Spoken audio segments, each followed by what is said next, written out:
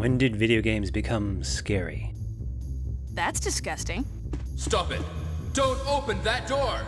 Hard to say, but it was the PlayStation 1 that birthed survival horror and solidified it into the mainstream. Survival horror, known for its tank control, scarce resources, and puzzle solving as you strive to survive in a twisted, dread-filled world. Usually.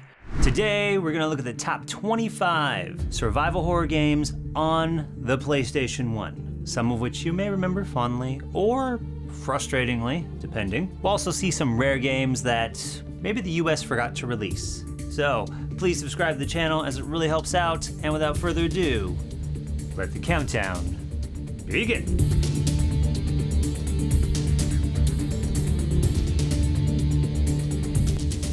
Number 25. Dark Tales from the Lost Soul. Capitalizing on the horror trope of anthology, you get to experience 3 different scenarios filled with various quick-time events and lots of deciding.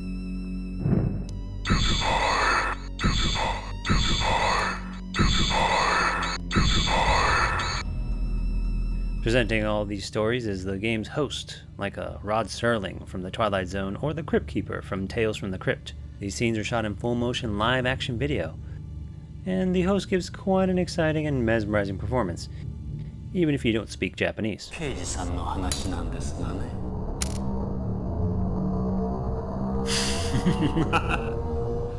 Sadly, Dark Tales from the Lost Soul never made it to the West, or even Europe for that matter, making it one of the rarest games on this list.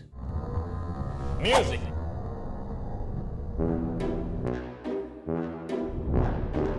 Number 24. Alone in the Dark, One-Eyed Jack's Revenge. Technically, this is a port of Alone in the Dark 2 from the PC to the PlayStation 1, but since the PS1 didn't get Alone in the Dark 1, the powers that be decided they'd forego the 2. Set 3 months after the first game, you are again the supernatural private eye Edward Carnby, who is investigating the kidnapping of one Grace Saunders. Here you encounter zombie-like gangsters and pirates, though they are far from the typical slow-moving corpses of regular zombies and more machine-gun-toting maniacs, making this entry a lot more action-oriented than the original.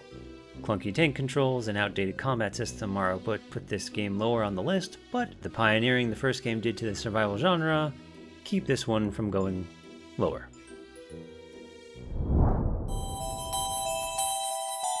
Number 23. Mizzurna Falls. A Twin Peaks-inspired jaunt into the snowy town of Mizzurna Falls, a fictional town in Colorado. Probably the biggest open-world game on this list. You play as Matthew, whose friend/love interest, Emma, has gone missing. On that same night of Emma's disappearance, another girl, Kathy Flannery, was attacked and later found unconscious. It seems she was attacked by a bear. Now Matthew must figure out what happened to Kathy and find out where Emma is. And are these two events connected in some way? Mizzurna Falls features a full town of characters who have daily routines. There's a dynamic weather system and a clock, where 1 hour in-game is 5 minutes in real time. You'll have 7 days in-game time to talk to the townsfolk, see events, and fight your way to see one of the game's 3 endings. This game was never localized for North America, but you can find fan translations of the game online. The mystery and interesting characters suck you in, but fair warning, the game is glitchy, as it was probably an overly ambitious title for the PS1. Number 22. Countdown Vampires. One of the more infamous Resident Evil clones, you are Detective Keith J. Snyder, who has an interesting fashion sense. He's investigating some shady going-ons at a horror-themed nightclub called the Desert Moon. Or is he just there to party? I can't remember. While Snyder is partying the night away, zombie-like vampires invades the club. Now Jay Schneider here must escape the nightclub, which is also a casino. You'll be armed with a dart gun, which subdues the vamps so you can put the white water on them and restore their humanity. So technically you can save the innocent clubgoers. Later you will encounter monsters that the dart gun is quite useless against. As a cheap knockoff to Resident Evil, Countdown Vampires can still be a fun time, and the voice acting is some of the best, worst you'll ever hear. You alright? What are they? Get out of here! They're vampires! Number 21, Hell Night, if you're in Europe, or Dark Messiah, if you're in Japan. This is one of the strangest and wildest ones on the list. A first-person perspective game where you play, well, you. You are never seen, so yeah, you are you. The game starts where the end of the millennium has occurred in Tokyo, and you are chased by a group of cultists underground, where a zombie-like monster from a lab experiment gone wrong lies. You can recruit people along the way, like a 17-year-old girl named Naomi Segura, who seems to always know when the monster is around the corner. Thanks for the heads up, Naomi. You'll trudge around Tokyo's vast underground tunnel system, avoiding the monster and finding places where the game becomes a point-and-click area for finding items. This game never saw a release in North America. It has a wild, all-over-the-place story and unique gameplay aspects which make for an interesting experience, for better or worse.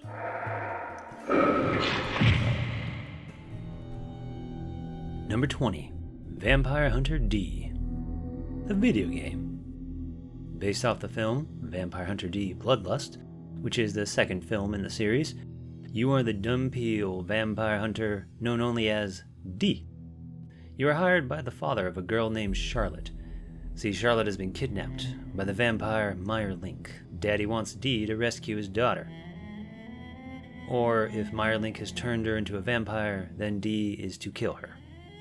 D tracks Charlotte down to Camilla's castle, where most of the game takes place. In the castle you'll run or walk. You'll kill enemies with your sword or special abilities. You'll find items and keys to open locked doors. Movement-wise, we have the notorious tank controls, but with more options for strafing, blocking, and jumping, though not always implemented too well. On the plus side, most of the voice actors from the movie return for the game. Why did you kidnap Charlotte? You don't need to know. I will settle this with you later. If you're well versed in tank controls, then there's lots of fun to be had here.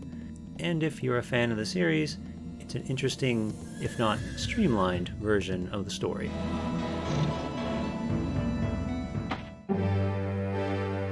Number 19, Echo Knight 2. Before From Software was making waves with its Dark Souls franchise, they were making games like Echo Knight.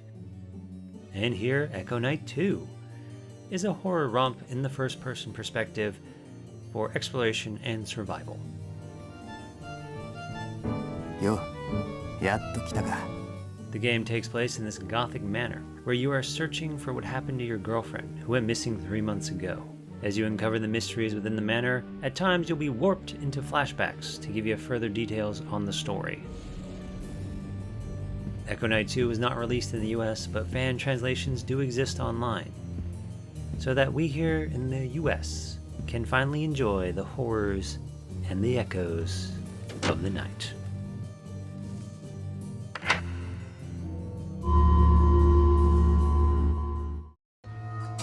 Number 18, Evil Dead, Hail to the King. Based on the popular Evil Dead movies, Evil Dead, Hail to the King takes place 8 years after the events of the third movie, Army of Darkness, where the cocky one-liner toting Ash journeys back to the cabin where the evil all began in the first 2 films. Gameplay is survival horror in line with tank controls, puzzles, and limited resources. There's a nice jump back maneuver to avoid attacks, though I get the feeling when you start out you will get hit quite a bit. Ash's trademark chainsaw hand is here to dispatch foul demons in a satisfyingly gruesome fashion.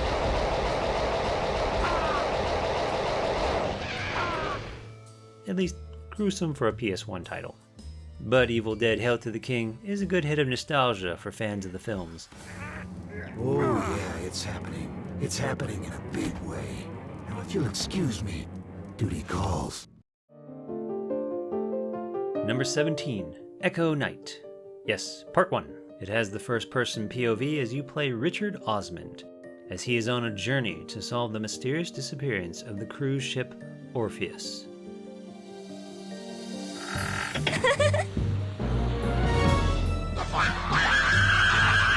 Creepy kids again. Luckily, you can stop them by turning on the light. Interacting with objects in the game will transport you to the past, as certain passengers on board the Orpheus. With multiple endings, Echo Night is a thrilling, creepy ghost story with easy game mechanics to learn. Number 16. Koudelka. Part traditional survival horror, part RPG, Koudelka has you exploring an old medieval monastery known as the Nemeton. The protagonist, aptly named Koudelka, is a psychic, and she breaks into the monastery, which is now filled with monsters. Here she meets adventurer Edward Plunkett. You're too early, Angel. I'm not dead yet. Not yet. And later, a Catholic bishop named James O'Flattery. This makes up your dynamic trio, who will delve deep into the monster-infested monastery. Number 15. Overblood. With a title that makes you think you're in for a gore-filled ride, you might be disappointed, but in return, you'll be rewarded with a worthy sci-fi horror journey. You play someone who... I can't remember myself. My gosh, I don't even know who I am. Most of the game you play as Mr. Unknown, but there's also Peepo, the robot who is also playable, and helps you with the game puzzles and getting past certain areas. Not to mention Peepo is a good comfort companion in a place quite devoid of life, even if his chirp and wannabe R2-D2 chortles can be a bit bothersome.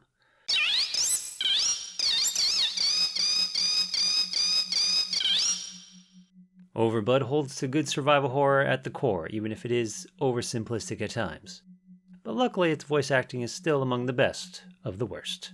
My gosh, I don't even know who I am. Number 14, Chaos Break. Another title that it didn't quite make it to the North America. It's a sequel to the arcade game Chaos Heat. In Chaos Break, it's a third-person shooter, but survival horror elements wrap around the rest of it, making its mix of fast-paced combat and exploration quite enjoyable. This is probably one of the more underrated titles due to its lack of release in North America. Chaos Break gives you the choice to pick either Mitsuki or Rick, who are DEF agents sent out to a contaminated biochemical lab and must eliminate the threat within. What they end up finding is these bio creatures and big worms. You'll run around, shooting and high-kicking your way through the facility, finding items, ammo, reading company emails, and the like. Just be sure to prepare yourself for a Sudoku puzzle. I was not prepared for this, so I had to go off and learn how to Sudoku, something I'd never thought I'd do. Other than that, the game is surprisingly fun, and as for the voice acting, well, you know. But... And besides, if we don't act now, it'll be too late. I doubt it'll just stay in its tube like a good boy. Okay. No, it sounds crazy, but it looks like they were killed with a giant pair of scissors.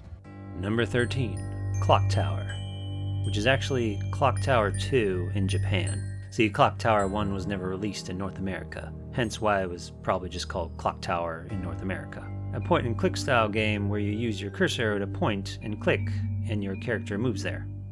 This is how you highlight objects and interact with them. This Clock Tower follows the events of the previous Clock Tower where protagonist Jennifer Simpson. Jennifer begins her treatment at a university research clinic with the hopes of learning more about the Scissor Man, who is the slasher, you know, the Michael Myers or the Freddy Krueger of the Clock Tower games. What's wrong? Help! Someone is following me! Some kind of weirdo?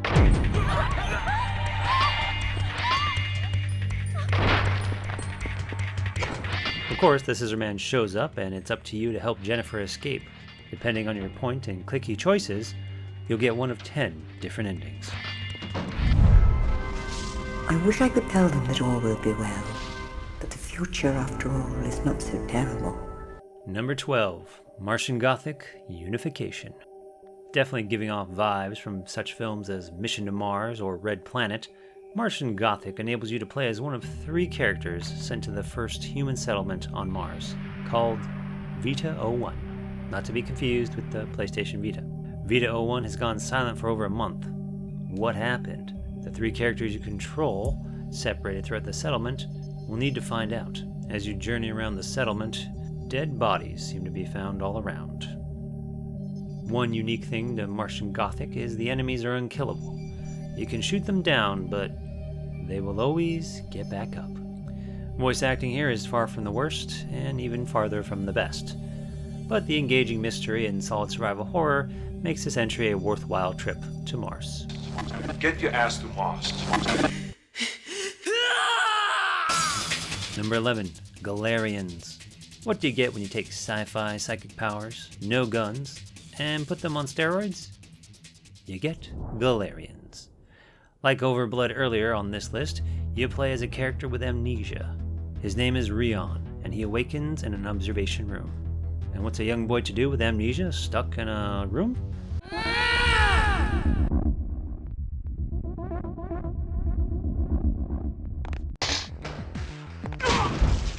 You break out and run amok. Tank controls are here in full jank swing as you use your newly found psychic powers to dispatch doctors and nightstick-wielding guards. You as Rion have no guns, only your mind to defeat the enemy. No pun intended. Sporting well-made, computer-generated cutscenes, solid gameplay, and an interesting take on the survival horror genre puts Galerians at number 11. Number 10, Alone in the Dark, The New Nightmare, or sometimes referred to as Alone in the Dark 4.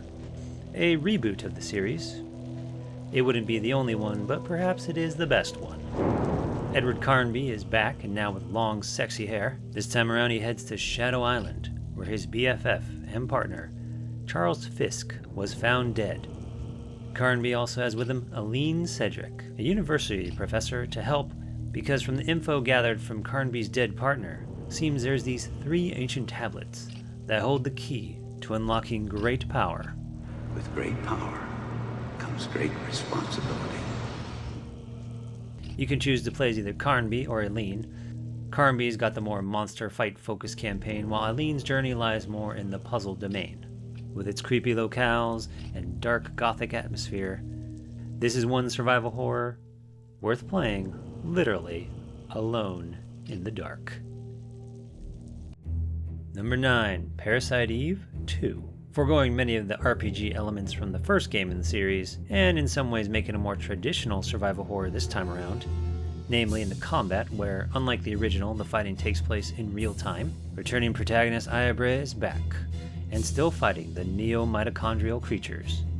It may have been a sequel quite different from the original, but still retains many of the elements that make it great survival horror.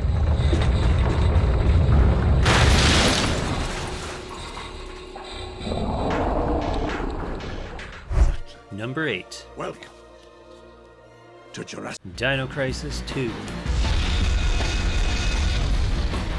With the success of the first Dino Crisis, they had to follow it up with a sequel. A more action-focused sequel gives you more dino bang for your buck, but not the dark brooding atmosphere of the original. Story-wise, due to unsafe practices of time distortion, transports a research lab, a military base, and the entire fictional metropolis of Edward City to another time. Whoops! Regina, the main star of the first game, returns as an advisor to the rescue team sent back in time to save the survivors and bring them back to the future.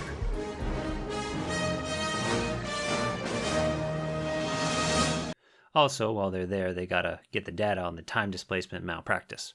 Along with Regina, you can also opt to play as Dylan Morton. Hey, the name's Dylan. Call me that when you need some help, okay?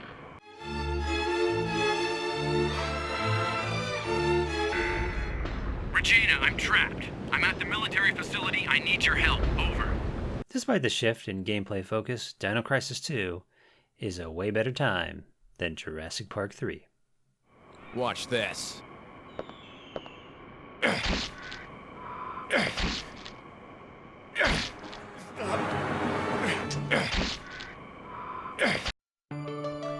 Number 7. Clock Tower, The First Fear. This is a port to the PS1 of the original Clock Tower game, released in 1995 on the Super Famicom, or Super Nintendo for us Westerners. A point-and-click style game inspired by the horror films of Italian director Dario Argento. The game's director, Hifumi Kono, cites Argento's film Phenomena as his main inspiration for the game. The game's protagonist, Jennifer Simpson, with an inspired likeness to actor Jennifer Connelly in the film Phenomena, adopted along with 3 other children by the wealthy recluse Simon Barrows, who lives in a mansion called, yep, you guessed it, the Clock Tower. Jennifer can walk and run, but running depletes her stamina. To regain stamina, don't run. However, you will need to run, as not long after arriving at the manor, Jennifer is chased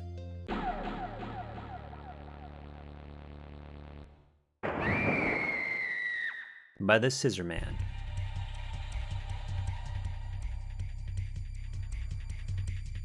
Why did they call him the Scissor Man? I don't know. Scissor Man triggers panic mode, where depending on Jennifer's health status could cause her to do the horror cliche of tripping while being chased. Jennifer has no weapons against Scissor Man. You must find hiding spots or set traps. If Jennifer dies, that's it, man. Game over, man. Neither the original Clock Tower nor any of its ports were ever officially released in the US. However, there are fan translations online, so you can jump into the tension-filled pioneer of survival horror, Clock Tower. Number 6. Resident Evil 3. Nemesis. Originally slated to be a side story to the mainline Resident Evil games, this all changed due to corporate shenanigans and console deals, which bumped this title to the mainline entry. What we got was a worthy send-off to the PS1 era. In RE3, you play as Jill Valentine from the first game, as she attempts to escape Raccoon City, where at this point, almost the entire city has been zombified.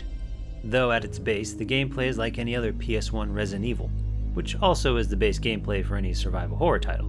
RE3 brings some upgrades though. Now there's a new dodge technique. That's great, if you can ever get it to work. And the quick turnaround, which once you get the quick turnaround with tank controls, you never want to play tank controls without it. Yeah, it's the best. A new form of tension is added to the game in the form of Nemesis.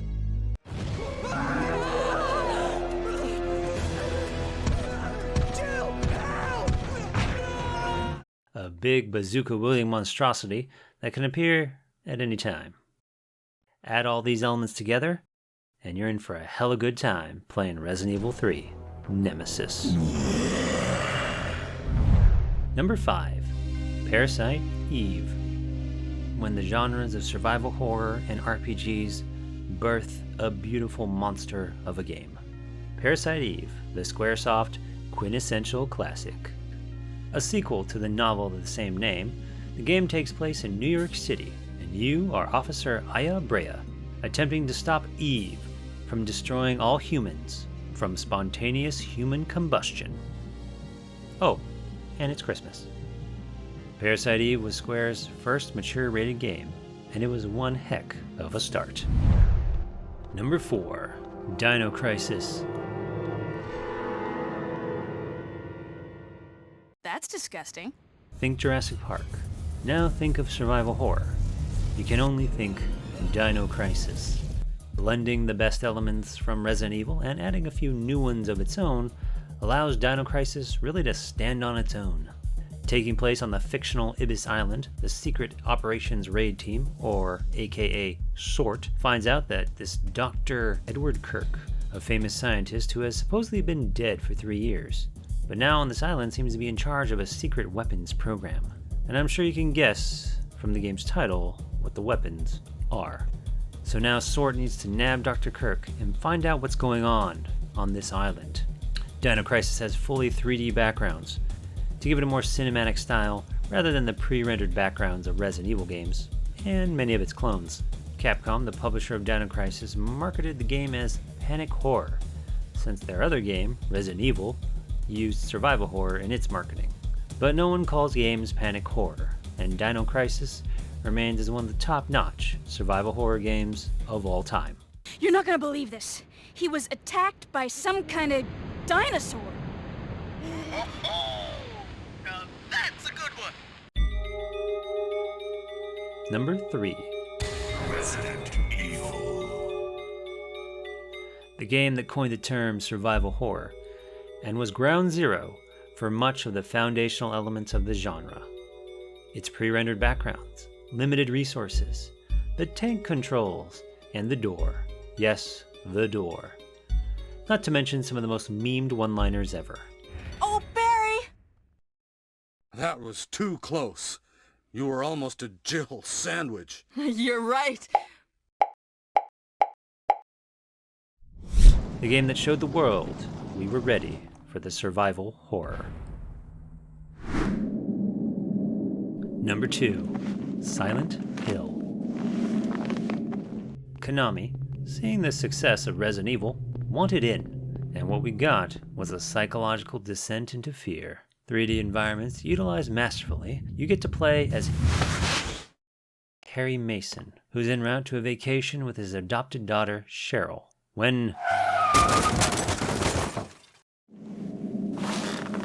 Now Harry must find Cheryl within the town of Silent Hill, a place shrouded in fog, where monsters lurk, and the siren, which brings about a terrible darkness.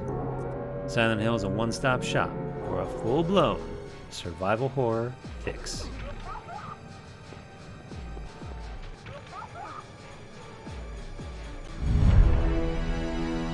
Number 1.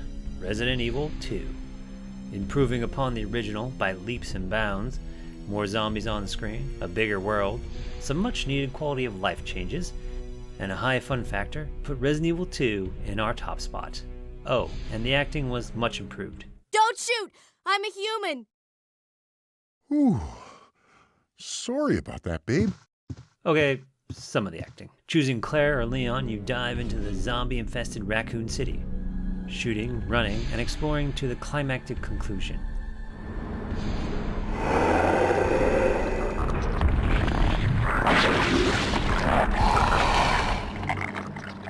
Do you agree with the rankings?